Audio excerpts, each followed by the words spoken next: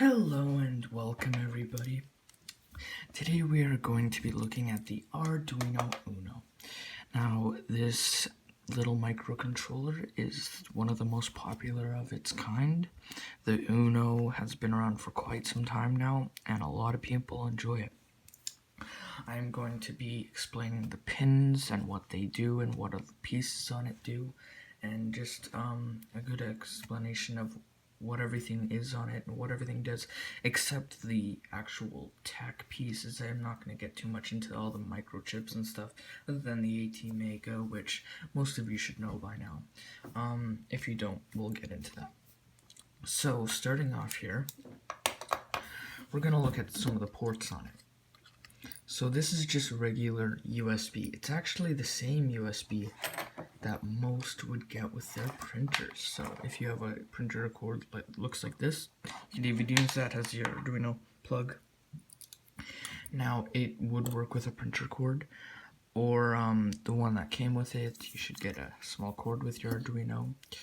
I believe it's USB-A or something. It's got a name, but I'm not completely sure what the name is. But the only other thing that usually uses this port is a printer that you might have around your house. And then you got this port. This one's for programming it. This one can power it, but it's not going to give that full 5 volts. Because by the time your USB spreads around the board, it's only going to be about 4.9, 4.8 volts, which is not very accurate. And we want a very nice 5 volt push. So if you want the nice smooth 5 volts, use this port. Now this one takes about 9 volts. It can take anywhere from 6 to 12 volts. 12 volts might overheat your little guy that drops the voltage, and 6 volts might not be enough for the whole board because this guy drops the voltage to 5, whatever you put him. So he basically gives it more amperage. This little guy drops the voltage and gives higher amperage and displaces it as heat as well. But yeah, this guy works a lot better if you want that full 5 volts around the board, and it's better to use this guy because you don't want to suck a ton of power from your USB. If you're turning on a little LED or something, this will work, but anything too powerful, definitely plug in this extra power to give your Arduino a little bit of a power boost. And then this one for programming, this one for power. This one can power, but not recommended. So, moving on, this little button here is to reset it. So after you've programmed your board and your program's in there, you hit this button, and that just resets your program. It reruns it. And then another way to get into this little reset button, we'll get into more later. See this little reset here? If you plug into that and plug into, I believe, a ground, you should be able to hit another button and it'll reset. I think grounding that will reset it, or 5 volting it. If you hook it up to 5 volts and reset, it might work, or just ground and reset. I'm not sure which one. I've never done that, but it's either 5 volts or ground. You can try either or to see which one resets it. Moving on, we're just going to start with these digital I/O pins. So digital I/O basically means on or off pins. So these guys can send 5 volts or receive 5 volts, or they can send zeros or 5 volts or zeros. So they can only send zeros and ones. 0 standing for nothing, 1 standing for 5 volts. So they can't send anything more or less than that. They can just go 0, 1, 0, 1, 0, 1, 0, 0, 1, 1, 1, 0. So that's all they can send. They can only send zeros and ones. 5 volts or nothing. And they can only receive 5 volts or nothing. That's all these pins, 0 to 13. There's 14 of them, but they start at 0. So all 14 pins here can only receive 0 and 1s, which is either no voltage or 5 volts, or they can send out no voltage or 5 voltage.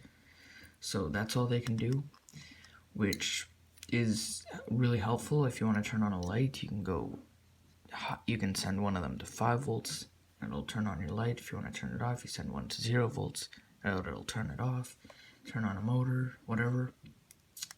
These ones with little squigglies beside them, the squiggly means PWM. PWM, pulse width modulation. That basically means these guys are capable of outputting less of, actually, I'll leave these pulse width modulation with the analog, because pulse width modulation, these are both analog pins, the ones with the squigglies and these ones, they're the same thing, only these ones are for input, these ones are for output, so we'll leave those for the end. Or not quite the end, but we'll come back to them. So we have all these digital I/O pins, 0 or 1. Ground is usually your black wire. These are always positive. This is always your ground. You have 3 grounds. Don't need to worry, they're all the same. If you need more, you can hook it into a breadboard. A ref, this is a reference power. You almost never use this, and if you're this new to Arduino, you shouldn't need to use it, but this is just give your Arduino a reference power to what it might be getting. So if you want to learn more about that, you can do more research, but it just is a reference power. So SDA and SCL, that's for an I2C bus. That's what it's for. We're not gonna, I2C bus is a whole nother video, but if you want to learn more about I2C bus, but those, just know that SDA and SCL, I've showed you what they are. I showed that the markings are underneath, and I've told you what they do. And if you want to learn more about what they can do, I2C bus research, that's a whole nother video. A lot of explaining there. I'm just explaining the pins in this video and what the Arduino can do. So SDA and SCL, if you need to read them, under there. Another spot for them, I think it's A4 and A3 or something, or A5 and A4. Those are used for the I2C, but again, more research. Or another video. So, moving on, we're going to go to these pins over here. These pins, I/O ref, this usually only shields use this, and you almost never use this. I'm not going to get too much into that. It's basically it's kind of like this one. It's just another reference. Usually only shields use it. You almost never use it. I shouldn't really have to explain that much. And if you're this new to Arduino, again, you should never need to use this. This is reset.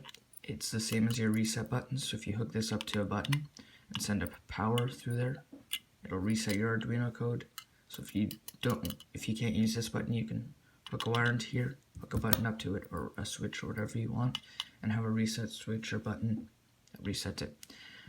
And then moving on, we have 3.3 volts. That's just 3.3 volts output. If you want some 3.3 volts to your whatever you're running, you can just use GND and 3.3 volts, because GND is ground, always your black wire. You always need a grounding point. So GND is your ground. They're all the same. VIN is input power, so it's the same as this guy here. Only if you want to input it through a cord, rather than this, if you just want to plug it right into the board, or if you have a shield and can't access this, VIN is your input power. So you hook up to VIN and GND, and you can input a voltage in, and it'll regulate it to 5 volts. So that's what your VIN is. Moving on to these analog pins and these PWM pins. Or actually, I should get into this little light here. This little light here turns on whenever you mess with 13. It's wired in with pin 13, so anytime you turn on pin 13, the light will turn on. If you turn off pin 13, anytime you mess with pin 13, this light will mess too. So if you turn it on, turn on pin 13, light will turn on. This is wired right to pin 13. Or if you just want an LED, you can use pin 13 and this LED with it, if you just want to do the blink code or something. Moving on to these analog and PWMs. So the ones with the little squigglies are capable of just zeros and ones, but they're also capable of PWM signals, but only output. They can't input PWM signals. That's why we have these analog pins. They're for inputting the PWM signals. These are also, you can think of these as analog pins. So these ones with the little squigglies beside them are capable of PWM. Only the ones with the squigglies. So you see all these, so 3, 5, 6, 9, 10, 11. They're all capable of PWM. And then these analogs are basically input PWM. So if we look, zeros and ones are they just look like this. So I'll get a red Sharpie. Why not red? Let's spruce up the colors here a little. So that's a 1, and this is a 0 basically. You know, you can think of it like that. And zeros and ones, it can go 1, 1, send a longer signal out, go 1, 1, 1, 0. That's what the regular input and output looks like. But PWM, pulse width modulation, you can make it, if you want it to do more voltage, let's say you want it to do 1 most of the time and 0 barely any of the time, you can send a full 1 basically, and then have a little dot of 0 there, full little dot of 0 there, little dot of 0 there. You can put a bigger dot in, a little dot there, a little dot here. So that's what pulse. If you want more, basically you get a number, and the number is from 256 or whatever, and you can do anywhere in between this. So this is just on or off, yes or no, and this is like maybe. So if you want to maybe have a more voltage going to it and less zeros, then this is just maybe. This is on or off. So on or off looks like this, PWM. If you want more zeros than ones, and if you just want barely any power going to something, you could send like that. See, and then it would look something like that.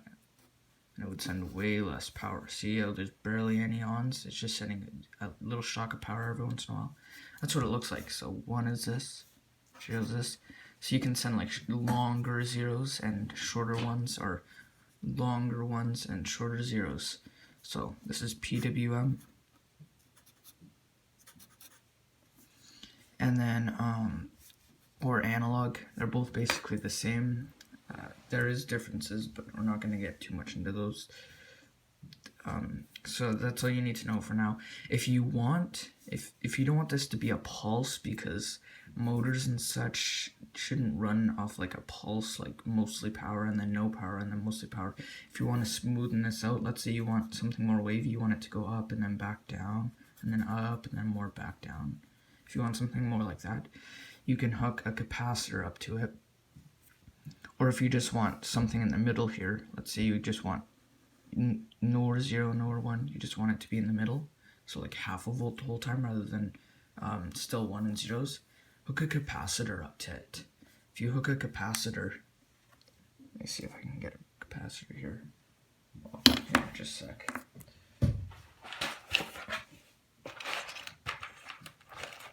If you hook a capacitor up to it, capacitors can hold power for a short period of time. This is a 16 volt 100 UF capacitor. And if you hook a capacitor, always use a capacitor over your voltage. So if it's 5 volts, you should get a 10 volt capacitor. And then if you hook a capacitor up to it, what the capacitor does is it takes this signal and it loads up on the power there is, and it'll push out basically a signal that just is straighter and smoother and in the middle, so it'll put out more of a half voltage rather than tick up, tick down, tick up, tick down. So the capacitor can basically smoothen that PWM signal out if you want a nice smooth signal. I hope you can understand that. If you want, I should make a whole different video on PWM if you want to learn more about it. And if you want to smoothen it out, just use a capacitor. Moving on, so now you know what PWM looks like. And these, just think of them as PWM in, analog in, and these just PWM out. So these ones with the little squigglies are just for output PWM, and these little are output analog, and these ones can only do input analog or input PWM. So just think of it that way. These ones cannot do input PWM, these ones can. These ones cannot do output PWM, or these ones cannot do input PWM, these ones can. These ones can't do output PWM, these ones can do output PWM. So if you need to do an input PWM, use these guys. If you need to do an output analog, use these guys. Moving on, we have this little TX and RX. Well, actually, I'm just going to explain this one more time. These ones are backwards capable, so these ones can be used as a regular digital I/O pin, so they can be used as on or off as well, but they are capable of outputting PWM signals. But if you want to input to these guys with the squigglies, they have to be 1 or 0. And if you want to input an analog pin, input it here, PWM. So just think of it like that. And I can make a whole separate video on PWM if you want. I'm just going to show you what these guys are.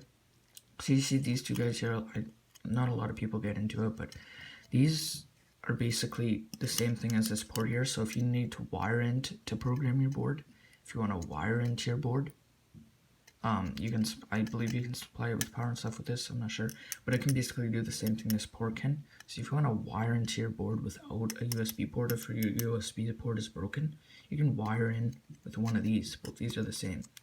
Again, a whole nother video, but if you want to learn more about these, but these are both identical, they're pretty well the same thing. And these are just if you want to wire into your board to program it, rather than use a port, or if your port is broken, you can wire into it using these. So that's something handy and good to know. This little TX and RX, what they do is, they're just serial input and output. Serial is basically like, it's kind of like the I2C bus, only the I2C bus can have more addresses and go less further distance, but the I2C bus is faster, and these guys can go further distances, but not as many addresses. It's just serial input and output, kind of like what a USB gives off, only you just have the serial input and output. So yeah, that's what those are. If you want, again, a whole nother video, but that's just basically all the pins on the Arduino. I can make different videos on more specific into each one if you want, and then it's all powered by the 18 mega. See, people used to take this and put it together so they could program it and do stuff like this, but then Arduino came up with a good idea to put it all together and built into this nice little board that is really handy. You got the clock speed. These little LEDs are basically TX and RX, so when you send out a signal, it's TX, and this light will come on, and when you bring in a signal, it's RX, and this light will come on. Or anytime you use serial input and output into the Arduino, even with this USB port, it'll light these up. So anytime you use your serial monitor, these should light up. TX should with the serial monitor. Again, serial monitor is an IDE thing. If you want me to make a video on the IDE, I can. This is just on, so it turns your Arduino on. And that's basically the whole Arduino covered, all the pins and everything on it. If you want to go more into the hardware, I can make a video on that. If you want to learn more about those different pins, PWM or any of those, I can make separate videos in each thing. But that's just the pin ins and outs and the idea of the Arduino, and you can see what it's capable of doing, like these PWM, potentiometer. You could use a potentiometer input because it could crank up the signal to 5 volts from 0 volts. Or with these ones here, you could use a PWM if you wanted to run a motor at different speeds or a light at different dimness. But when you're using these PWMs, you gotta think it's just turning the light on and off really fast to make it look dim. So if you want an actual true dim light, use a capacitor with it, and it'll make it basically an in-between voltage rather than less on and less off. Or more on and less off, or more off and less on. So if you want more of a true middle 2.5 volts rather than 5 volts, rather than 5 0 longer, 5 shorter, 0 longer, if you want a true medium 2.5 volts, use a capacitor and it'll smoothen that signal out because it'll bring in voltage and let out voltage fast like a battery, only super fast, and it'll smoothen that out. So that is basically all the Arduino pins covered. Again, want a video on any of these, I can do it. And yeah, capacitors, these are the modern capacitors, that's what they look like. But yeah, it's the Arduino UNO. It's a pretty handy little board for making robotics or electrical engineering or anything you need to do basically, which I've run over plenty and time again. It's a great little board. Thanks for watching and have a great day.